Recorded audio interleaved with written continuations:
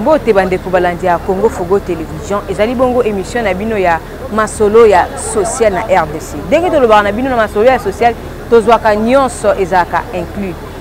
O etali bongo makambo ya kolia eza pesa bongo vraiment pasi. Mais kota la initiative mokonzi ya mboka zwi ya ko réhabiliter ko construire nde sali que lisolo ya zéro trou et ko permettre bato basala kala njili brasserie Secomaf biloko e bakobima po mikolo le kakto biso na bino ba mama to yebike pondo koma ki bongo motu ya pona kolamba pondu esenga po ozala vraiment na budget ya malonga mais kotala pondu ezali eloko ya mboka na biso tozolo nango awa mais po ebima na njili brasserie ebima na Secomaf e ebipa ibino bozali ebane ko causer préjudice mais na initiative o mokonzi ya mboka zwe longo na Gentili Ngobia le gouverneur de la ville il y a zéro trou ndeko sala ete nzela oyo ekobimisa biloko ndenge esengeli ebimisa bongo makala donc légumes nyonso ebimaka na nzela oyo ekosala ete to bande kosombela biloko ezalaki faut dépasser ba 5-6 000 francs pour son mpiko moko ya pondu ekoyeba bongo kozala réduit na 2000 longe mikolo elekaki tokendaki bongo tobe komona lolenge eloko eza nango simple mais mpona kokomela biso bipai tozali na centre ville ezalaki vraiment difficile mpo nzela komemela biloko wana ezalaki te kasi na initiative ya zéro trou nde kosala ete transport eza na facilité biloko ekozala susu na motuya te ke mafuta ka porter transport moto ekozala lisusu te me na moke oyo okozala nango okofuta transport na yo na marchandise ekozala bongo moins coûté bozala bongo branché na Congo Fogo Télévision bosabone massivement bo aimer bo partager bongo à large diffusion po tozongela kabino tango nyonso to liboso ya ba etando na bino tout juste après micro balade réhabilitation ya banzela opération bozo kabazolo ba zéro trou.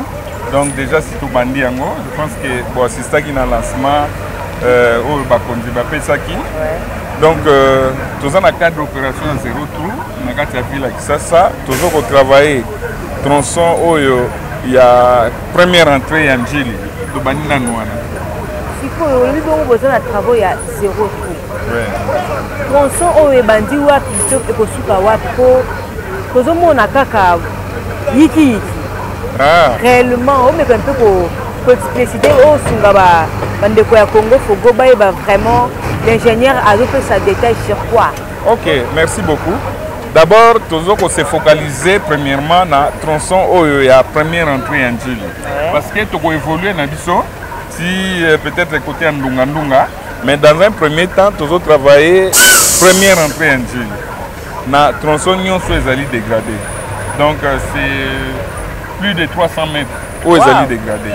Donc plus de 300 mètres et ils ont comme bon zéro trou. Zéro trou. Donc ceux qui besoin de semaine zéro trou pendant 300 mètres. Ceux qui boivent semaine prochaine beaucoup de libouloutéa. Wow. OK. Ou samedi dimanche beaucoup de libouloutéa. Ingénieur. Oui. Na makambo etali initiative ya zéro trou. Oui. Il y a de na kokoloba beaucoup de mo ba kokoso oh dans ma difficulté aux nango la initiative à zéro trou. Bon, jusqu'ici, je dois être franc. Nous avons une difficulté mon côté parce que tout est mis en place. On va mettre à disposition nous pour que nous salons salama. Nous avons un message que nous avons lancé na batali topé ba habitants du secteur puisque bangonde bako zala bongo ba bénéficiaire ya nzela oyo kuko yebisa bangondi. OK, message kaka nangoyi ko pesa bango lokola bakonzi na biso ya OVD ba talisaka tout moment na cité wa directeur nangai directeur général Tumba na directeur provincial ya OVD monsieur Alain Chimbalanga na tangi pe SDT Julio Kisoso. Donc à tout moment ba teaka que nzela bazoka soin nango monika niveau ndenge zabo ekoki kotonda te na salité c'est-à-dire que population koki ko bwaka matiti bisika ka niveau ezate ce que tali komona eza curé alors de deux ekoki ko koma place parking ya mituka te place bayaka ko komisa mituka non ekoki ko koma te de trois batu oyo bakumaka ba moto ndenge na lobaka bakoki koya kosala ba geste oyo ba oto benga ba singerie likolo ya principe eza malamu te et quatrièmement ba population oyo eza pembeni bakomisa chaussée place na bango ya bakomisa ngo caniveau te parce que mingi bazwaka batio na bango badirige ngo na nini na prince mai wana ekendaka kobebisa nini chaussée na miso sikoyo c'est pour ekoloba ekozwa bino mikolo boni. ok dire ya mosala oyo je pense que tobandaki yango vendredi samedi soki boye samedi oyo tobandaki yango vendredi passé samedi oyo soki oye bakokuta awa boye déjà mituka ezoleka robe ezali message nini ekokolancer maintenant na baautorité na makambo etali nzela puisque bino nde bosimbi bongo nzela oyebi avantage nini eza na nzela message ekolancer na bakonzi.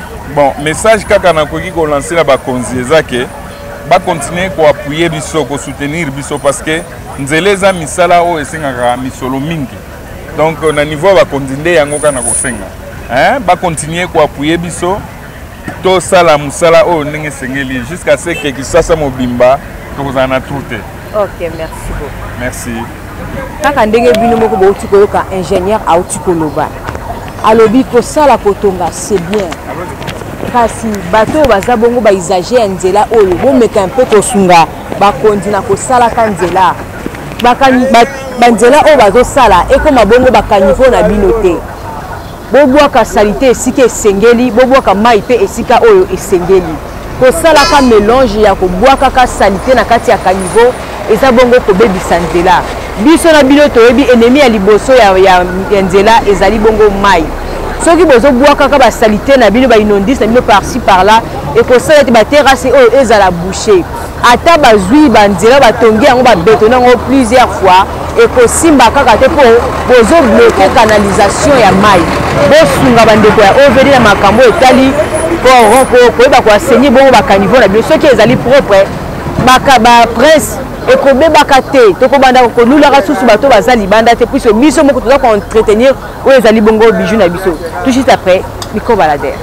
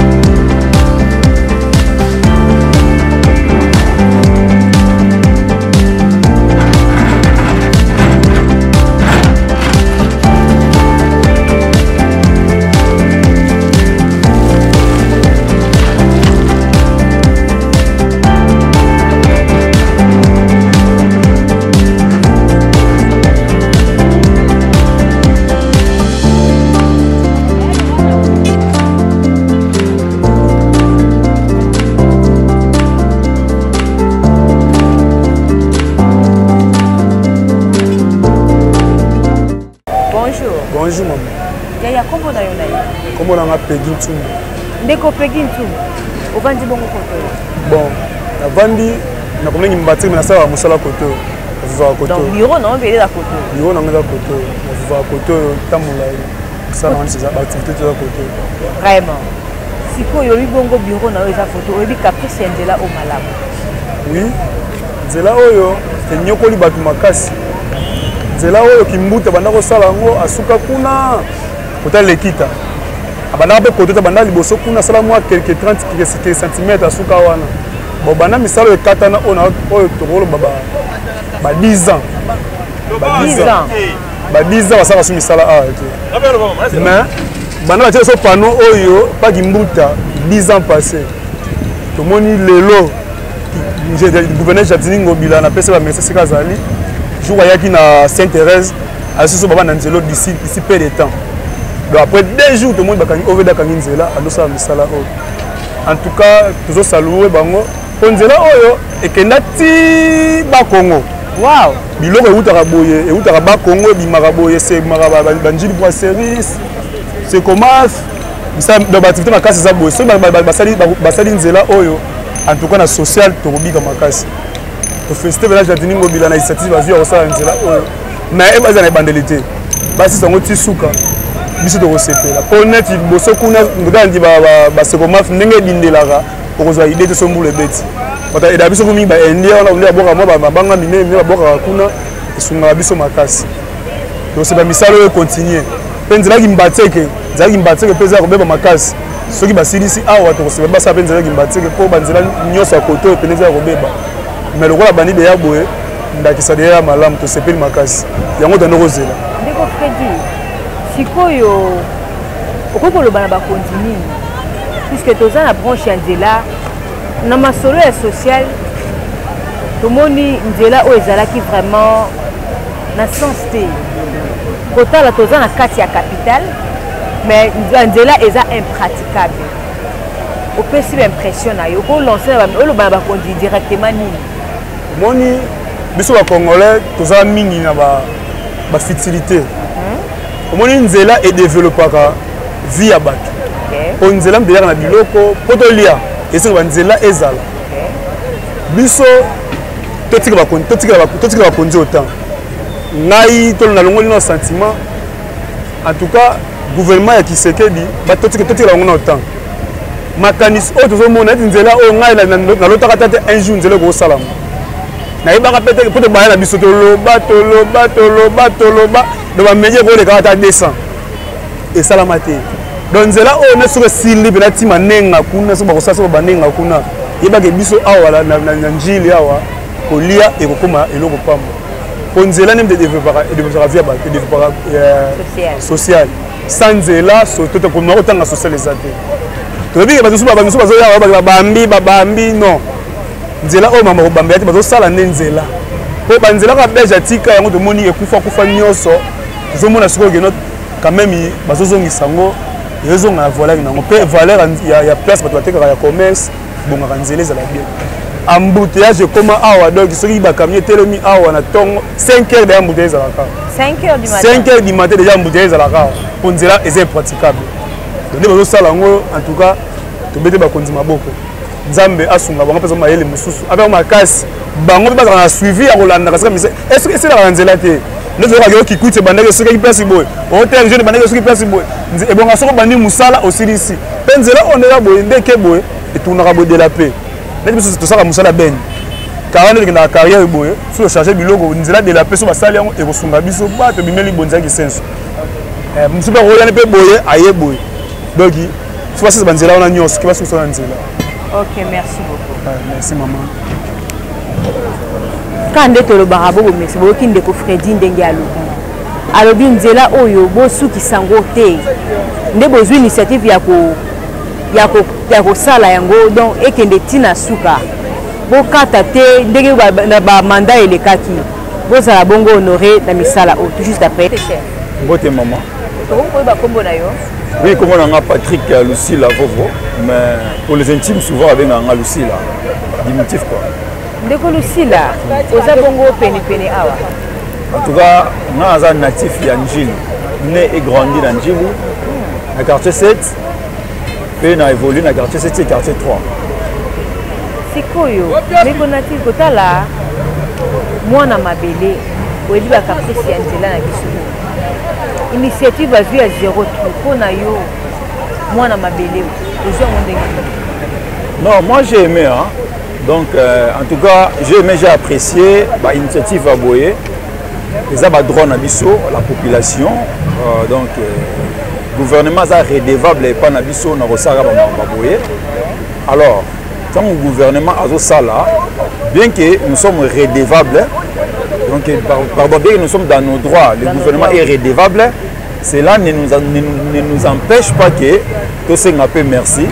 On a la bonne volonté, tous avons pour ça, quoi, à la bonne gouvernance. Vous pensez que le message n'est pas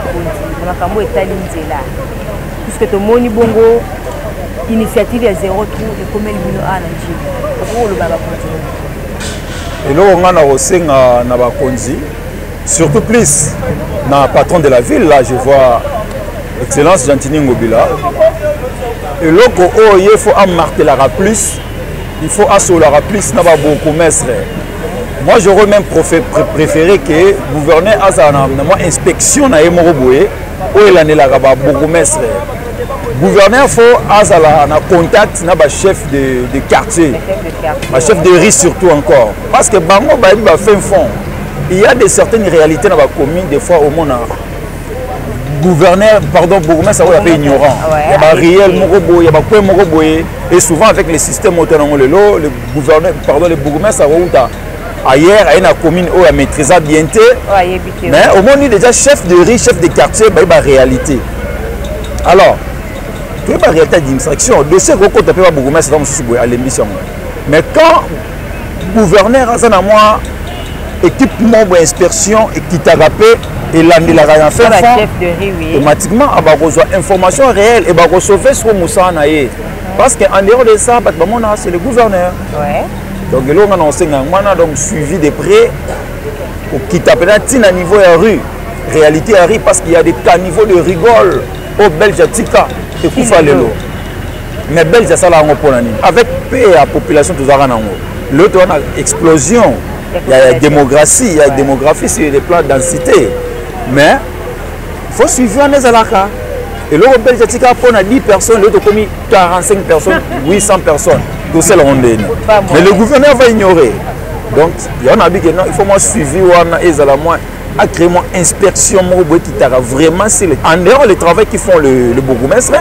À la liste mon Nicolas bourgmestre pour appeler na moi vérité parce que les chefs peuvent aussi cacher des choses mais à l'ouganer au glaner information dans les on a branché émission à l'ego mot de la fin dans les mot de la fin dans les ali et le roi sali o sala o c'est bien zela o ezan zela o ebimisaka ba produit uta na ba ferme na ba fin fond et que na voir même ti ba Congo ba initiative ya boye tozo sepela na yango na legaki na mona mine de pelaki na sepelaki et loko nga na kosenga na mode de la fin na epa ya bakonzi ba penser aussi na électricité quand ils sont en train de marteler pour na banzela ba bossa na électricité.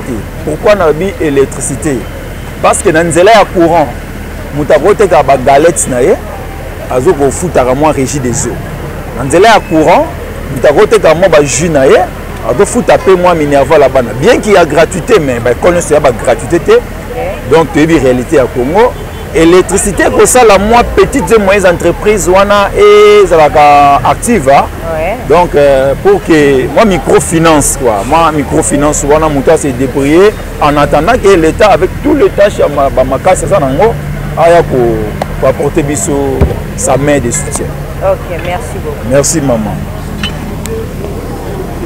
Kaka ndenge otikoyoka ndeko na biso aotikoloba a passer vraiment message na ye bakondi boyoka mbele bandeko na biso baza ba ressortissant ya secteur oyo kota la initiative ya kotonga c'est bien kotonga mais monsieur le gouverneur Gentini Ngobila Mbaka papa oyo ezali bongo mabele na yo oza bongo mwana mboka kitaka sur le terrain oyo eza pena posa ya ba citoyen congolais posa la ka suivi po nzela oyo kotonga kobimisa mbongo ebele kosala mosala eza malamu te soki suivi ezali te mbongo oyo bozobimisa ebele ekokende bongo en l'air kotala obimisi mbongo ebele moni mbuma nango te mpe babeti lisusu sete koloba oyo etali bongo énergie pamba te soki énergie eza lolenge elongo bani ekopermettre basalaka ata mwa baentreprise na bango ya mike kodimine to ya manque ya social puisque tota na mboka na biso toza vraiment la difficulté sociale mais soki moi mwinde kopela ndeko alobi akokotia mwa bagalette na ye akokotia mwa jus na ye na coin ekopermettre ye babénéfice wana afuta facture ya courant afuta facture ya régie des eaux et permettre ye kaka bamike wana afui bakobongo kosatisfaire babesoin ya bana sans oublier oyo ezali bafrais scolaire na bango bozala na motema wana oyo ezali mboka na biso mpe mboka na bino soki bokoporte mboka oyo à cœur bokomona tokolula lisusu libanda te donc tokobana okende libanda mpona tourisme tokoyeba bongo kotika na mboka na biso mpona koinvestir tout juste après micro baladere. Bonjour Yaya. Bonjour. Comment on a Comment on a Bernard? Ndeko Bernard oza bongo pembeni awa na cabine. Ok, cabine eza côté, donc bureau na eza côté. Ndeko Bernard, osalaka bongo awa nde otikoloba sikoyo kotala ndenge bakangi na nzela boye mpo na yo omoni yango ndenge nini?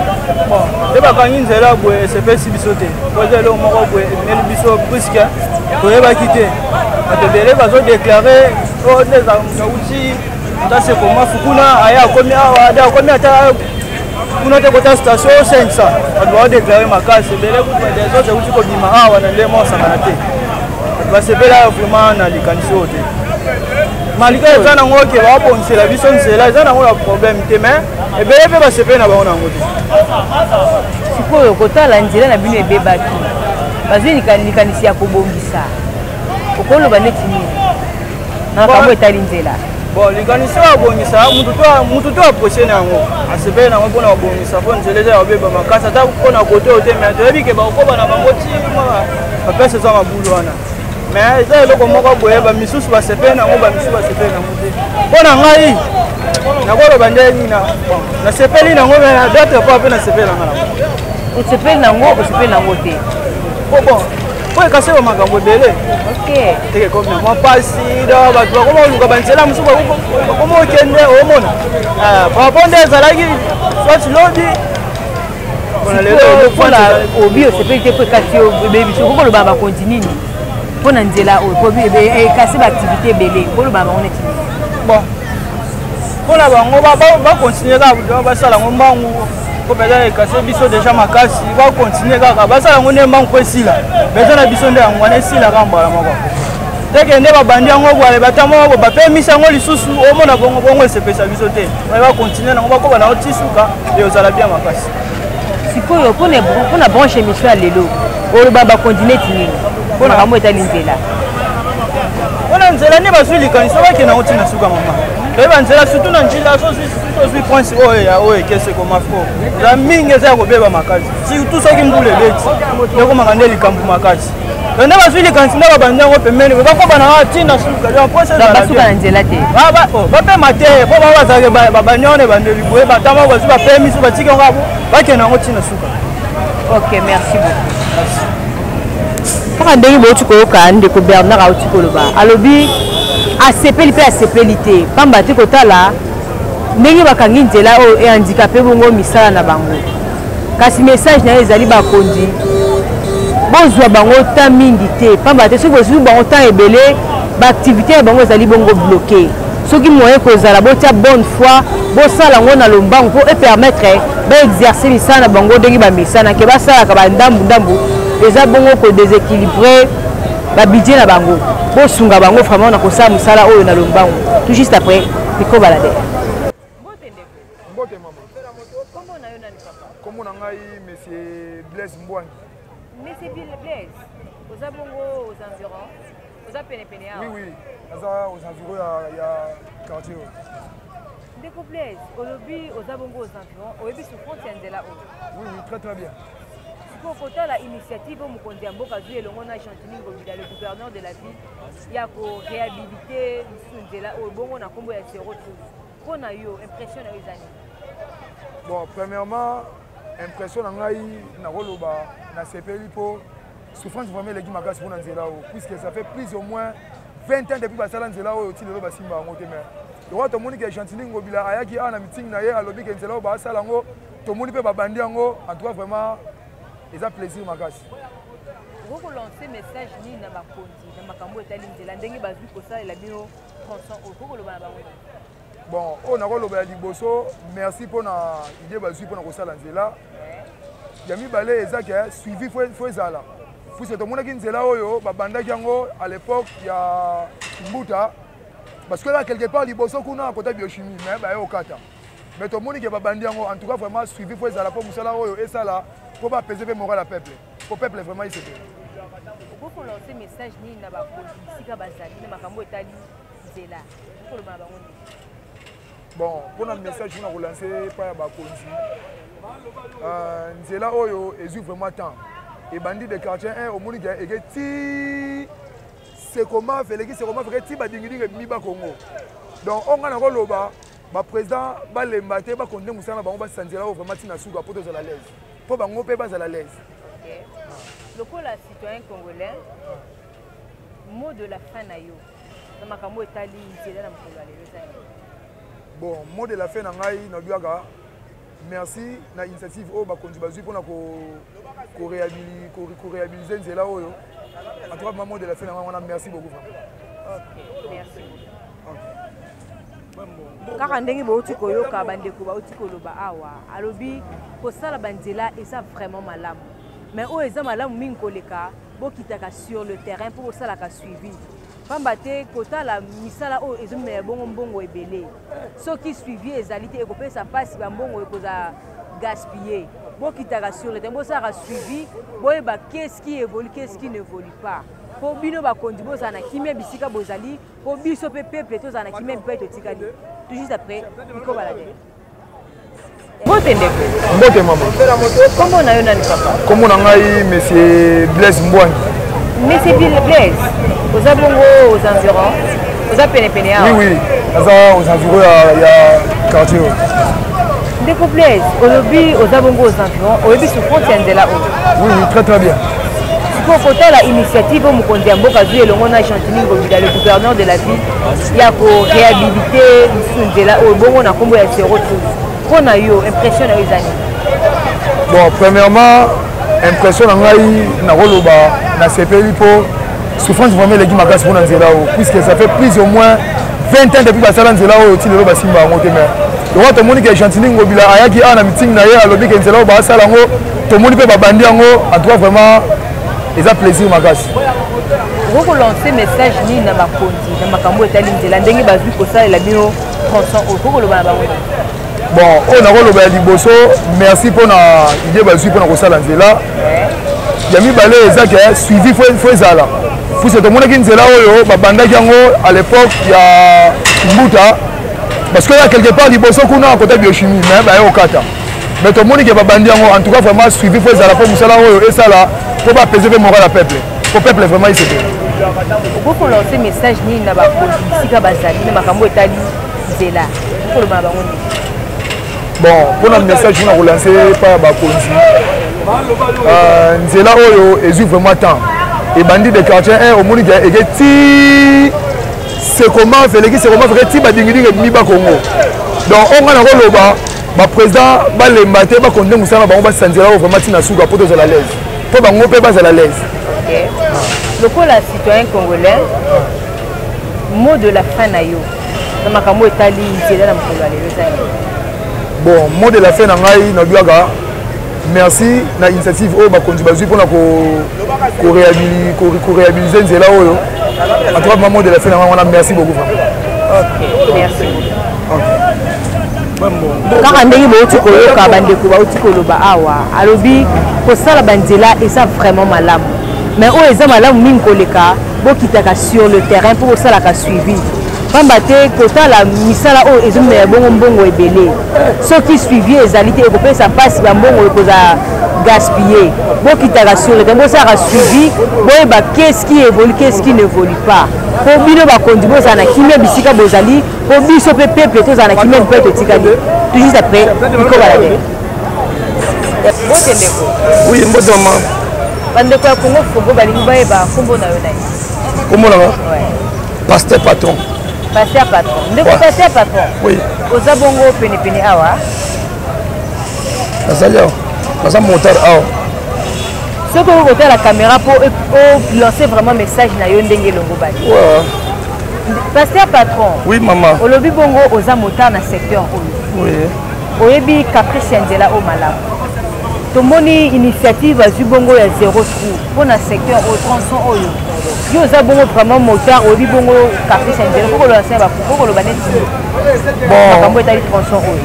Pour le Cameroun nzela oh vraiment c'est une bonne idée oyo bazwi ya kokanisa susu biso ke bato bazala koto parce que toza biso tu bana mboka mais tomona banzela biso ezosalama oyo ya njuli sekoma esalamaka te et pourtant badepute babimaka awa banani tu balekaka awa mais na likanisi oyo mpena ya kokanisa biso so na année oyo epesi biso vraiment sentiment ndenge tomoni bazosala tokokaki bakosala tozali bana mike tokoli bakosala ti lelo tolio mandefu biso mpe tosali bana na ndenge na biso oyo bakosala mais vraiment na likanisi oyo tosepeli okopesa message nini na bakonzi na makambo etali initiative ya tronçon oyo nzela oyo nde bazotongola bakonzi bon mpona nzela oyo route seroma vraiment eloko na oyesaka bakonzi vraiment mpona likanisi oyo mpona action oyo azwi yango mpena nzambe azala na ye babipe biso te bapesa biso mpe bango te basukusa biso mpe na nzela te moi je suis un serviteur de Dieu oyo nyonso tu basali oyo mpona biso nzambe akopambola bango na osenga kaka ke likanisi oyo bazwi esuka na nzela te ekoma ntina suka esika oyo nzambe atesa bango basuka mpona kosunga population tozala koto soki koto mbula ebeti omakaka esika moko oyo bafutaka 1000 fois ekoma kaka 2000 esika bafutaka 1500 ekomi 2500 mpe oza na shwa te ya kokende fo omataka sikoso oza nango te na nde batia biso 22h50 couvre-feu bandi donc ndenge bakonzi bazwi likanisi ya kosala biso nzela oyo vraiment c'est une bonne idée mpona ngai nazolobaki nzambe azala toujours le devant ya kosunga bango ide oyo esuka na nzela te esuka ti esika oyo bango basepeli kosuka mpona émission ya lelo mot de la fin na yo ezali bon mpona lelo vraiment nzambe azala le devant ok merci beaucoup kaka ndenge bino moko bouti koyoka ndenge bayimboka balobi bapesi baimpression na bango bapoint de vue na bango na makambo etali nzela kasi bakonzi ya mboka botia bonne foi boza na volonté ya kosala mosala oyo po esila pamba te kotala ndenge bokangi boye bopénalize misala ya bato ebele esalama ndenge misala kosalama bosunga bango na kosala misala oyo na lombango lolenge elongobani bosala yango avec volonté po soki bosala yango na volonté na botema bolamu nyonso ekosala ete misala oyo ekokende vraiment na lombango ekosuka bongo lisusu na nzela te baoyo nyonso baza na mposa kosala promotion eloko na ye oza na mposa marketing basala publicité ya makasi contacte biso banumero eza na baécran wana tokorépondre bino bokozala bongo satisfait tokomi bongo na suka émission na biso bosabone massivement boaime bopartage balien donc de gauche à droite donc massivement bopartage tokoka bongo kozongela bino baoyo nyonso tu balingaka biso baoyo nyonso bazodeteste biso topesi bino mbote tosepeli na bino makasi pamba te soki boyoka kosala biso bacritique baremarque na bino nde kosala ete mosala na biso mpe eba kokende bongo malamu kasi soki bino boza te bosala baremarque te bosala bacritique te ekozala vraiment mpasi makasi bosunga biso na baremarque na bino na bacritique na bino na baencouragement na bino ekosala ete KBJ, la Ruby du moment, de temps à autre liboso na bino. Donc vraiment na suka émission na pesi mbote na moto na epakwa Gilles Vamafuta, patron moko ya cool ya play, na playboy, papa je vous salue siko zali. Bon retour na mboka na siko zala na pesi mbote na ngai na bateau nyonso tu ba soutenir ka émission de loin de près. Na pesi mbote na papa na biso Clay. Depuis Allemagne, papa Clay Ngona, je vous salue. Na pesi mbote na Tina Bonbon, babi patron na mwana mke, patron moko alingane ba charge, alingane ba honneur te. Ba mbote na siko zali na pesi mbote na maman Barbeline, ma maman à moi, ma jumelle à moi, maman mes gros bisous ici que zali na lingaro makas na pesi mbote na papa Lenkonzo Chrysostome, ceux qui jignent en Konzo telema boepo, il y a un Chrysostome quelque part dans sala azala, papa je vous salue. Na pesi mbote na le visionnaire de l'église de la louange papa Abraham Porissim Agrey na pesi mbote na communauté la louange mobimba na pesi mbote na papa Ipan Kingunya o aza bongo cerveau monteur ya bilombe o ya simbara bongo aumisaka biso bongo ya kofuka mapoto za toujours na présence ya Nzambe na pesi mbote na Allégresse Ngongo pe Safna Tuete mes chouchous à moi sans oublier Précieux Luta de Miguel le fils unique de la famille mon bébé babizou na ngai siko zali na pesi mbote na Christella Malonda na Carmi Konzo na pesi mbote na bilombe nyonso tout kati na nkolo o bayebi rendez-vous na biso ya chaque fin du mois tomataka kuna likolo ya montagne tokuta na bongo bobo mesano na pesi mbote na lembishi de la presse donc moi c'est mon tonda lenda na beso ka telemi akangi pena écran je vous salue siko za na pesi mbote na papa na biso Jansi o aza bongo derrière la caméra o ya kendaka kota pona kozwa bino ba image o ya sala ba montage ya qualité comme la rabino na pesi mbote na ba union sans oublier Zoro Babel Audrey Mafuta je vous salue mon chéri à moi siko zali to kombongo mbala ya sima bye bye.